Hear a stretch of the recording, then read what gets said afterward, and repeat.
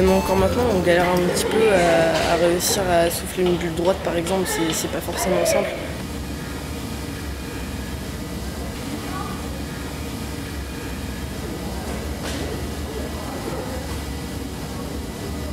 Il faut réussir à bien faire sa préparation, qu'elle soit bien droite. Il y a plein de petits détails comme ça à connaître, et même au bout de 4 ans, il y a des trucs des pièces qu'on fait, on n'arrive pas à comprendre pourquoi elles sont pas bien faites parce qu'on n'a pas le truc quoi.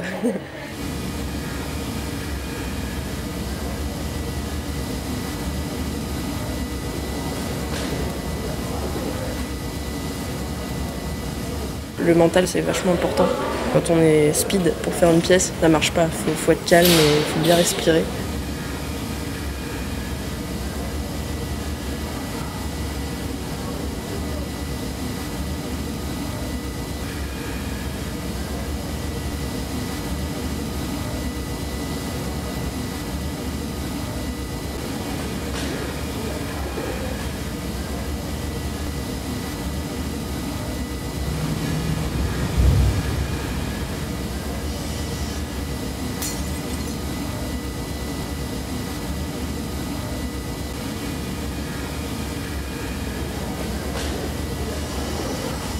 La transmission, toujours dans le savoir-faire, le courage, l'effort, la régularité, la répétition, ça n'a pas changé en fait. Et ça fait plusieurs centaines d'années que ça dure, on va dire.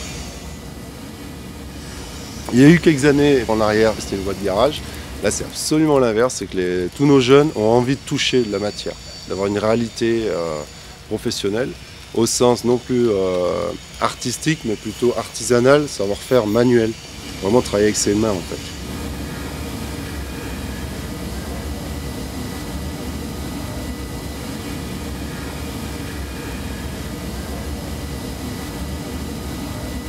Ils rentrent, ils ont 15-16 ans en CAP, donc après la troisième, après le collège troisième en fait. Et ils ressortent en BMA à 20-21 ans.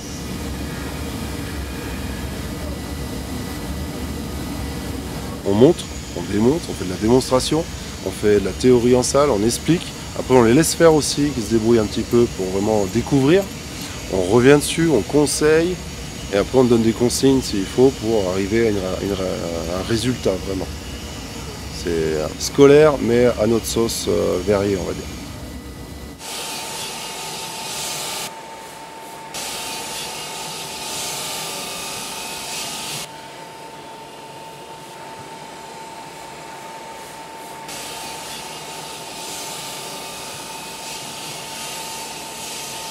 C'est plusieurs petites pièces qu'après on va coller.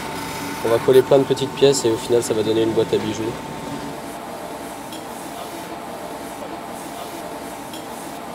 C'est fin, c'est de la finesse, voilà. C'est à long terme aussi, parce que j'aime bien aussi passer plusieurs heures sur des pièces.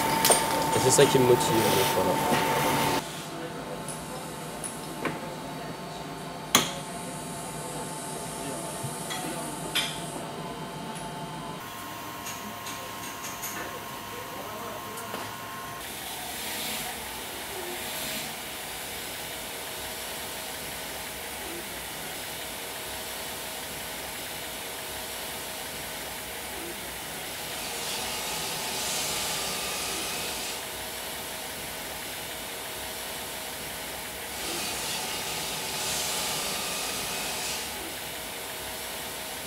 Tous, ils sont peinés, ils se sont donné les moyens d'y arriver.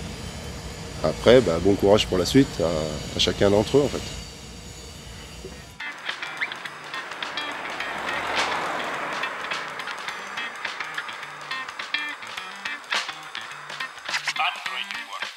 Откройте, не бойтесь свежего воздуха.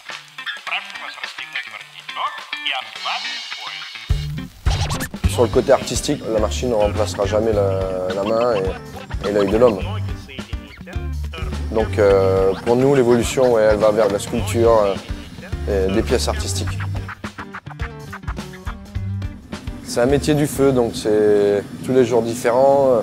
C'est un métier qui est magique. C'est magique, le travail de la matière, la réalisation, la création. Tous les jours on crée, tous les jours nouvelles formes, nouvelles couleurs. Ça s'arrête jamais.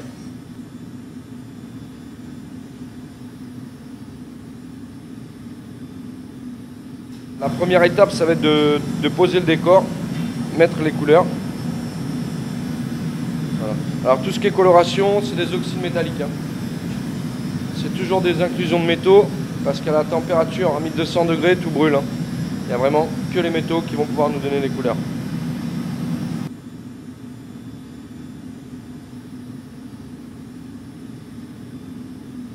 J'ai fait 2 ans d'apprentissage à Moulins, dans l'Allier, à l'École nationale du verre. Après, j'ai enchaîné sur un brevet des métiers d'art. Donc voilà, j'ai démarré chez Dôme, après je suis rentré chez Baccarat, où là j'ai pu vraiment apprendre les bases. Et après, je me suis dirigé plutôt vers la création artistique. Voilà, le travail à la main, sans moule. Et après, en 2005, j'ai monté mon atelier à Cordes-sur-Ciel.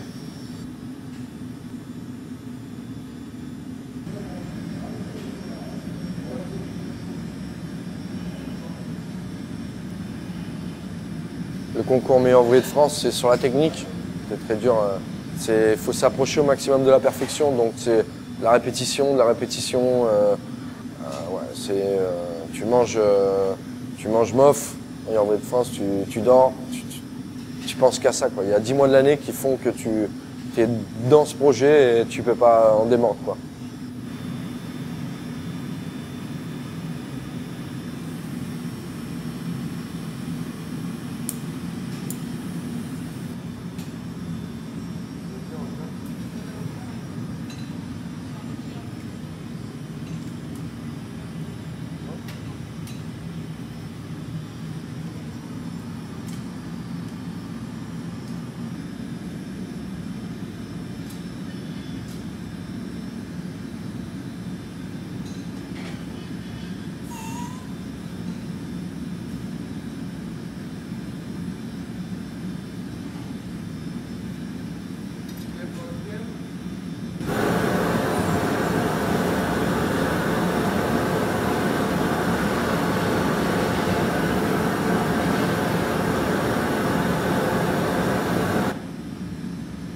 Il y a 10 ans de formation de base pour faire un verrier. Tous les jours c'est différent. Le verre il se comporte différemment. C'est vraiment une matière qui est vivante, donc c'est vraiment, ça ne s'arrête jamais. L'apprentissage c'est vraiment tous les jours. Même les collègues qui sont à la retraite, ils te diront, l'apprentissage c'est jusqu'à la fin de ta vie, quoi.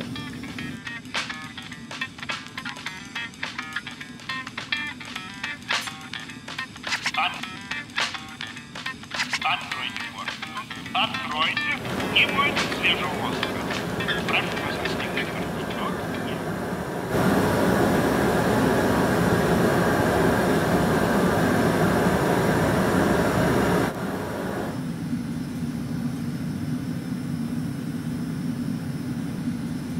Au début, on ne sait pas, et puis à force de faire de la pratique, c'est vraiment ce qu'il y a de plus important. Dans les métiers manuels, de toute façon, c'est toujours comme ça, c'est la répétition, la pratique.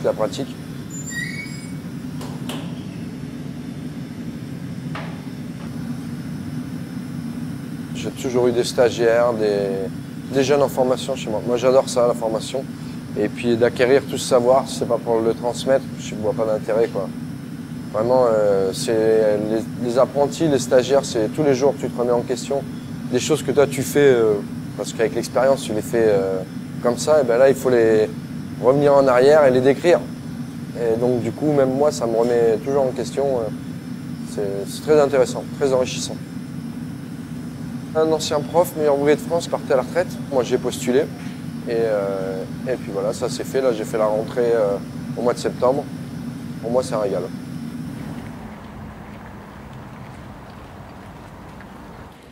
Sur la rentrée 2015, pour prendre cet exemple-là, on est sur ce que nous on appelle un taux de pression à 3, c'est-à-dire que pour une place, on a 3 candidats. Voilà, ça c'est pour l'entrée en CAP. Et pour l'entrée en DMA, donc l'équivalent du BTS, donc au niveau post-bac, on est sur 6 demandes pour une place. On est quasiment sur de l'exigence à 0 défaut et donc une exigence technique, une exigence de contrôle du process. La tradition de l'excellence se traduit donc déjà quand les jeunes sont à l'école. Donc déjà, ils présentent le concours de meilleur apprenti de France. Donc chaque année, on peut s'enorgueillir d'avoir en moyenne entre 3, 4, des fois 5 jeunes qui ont des médailles d'or nationales, ce qui est le cas l'an dernier, puisque l'an dernier, on a eu 5 médailles d'or nationales, 3 pour des souffleurs de verre et 2 pour des verriers décorateurs.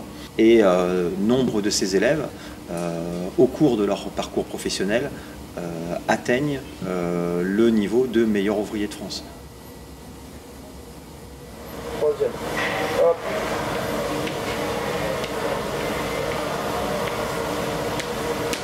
Coupe le fil, vous avez capté? Ouais. C'est le moment en fait où le verre il va venir se séparer du bas. Le mouvement il se fait comme un amorti avec un ballon. Ouais. Tu vois, tu l'accompagnes. Tu l'accompagnes parce que si tu l'accompagnes pas, ton verre, ben, s'il vient pas s'asseoir dessus et qu'il est trop long, ou vous allez l'enrouler autour, vous n'allez pas le tenir, ou il va recouler avant de sortir. On a un peu tous les profils. On a des gens qui ne tiennent pas en place à l'école, qui ne leur convient pas, mais arrivent à l'atelier, ils sont extra. Et tu as des gens aussi qui sont très bien, qui peuvent être très bien assis sur une chaise, comme à l'atelier, où ça fonctionne.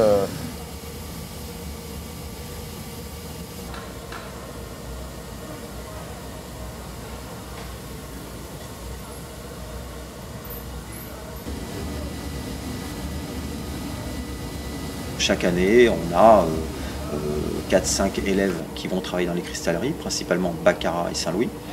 Et sinon, on a beaucoup de jeunes qui partent à l'étranger, donc principalement donc au Québec, et à la Glass and Ceramics Cologne à Bornholm, donc qui est une école qui dépend du Danemark.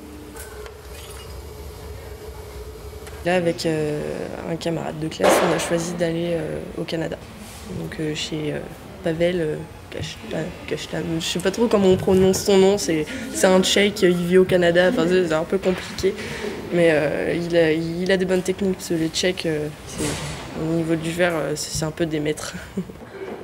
C'est un apprentissage vraiment très long, il faut en vouloir.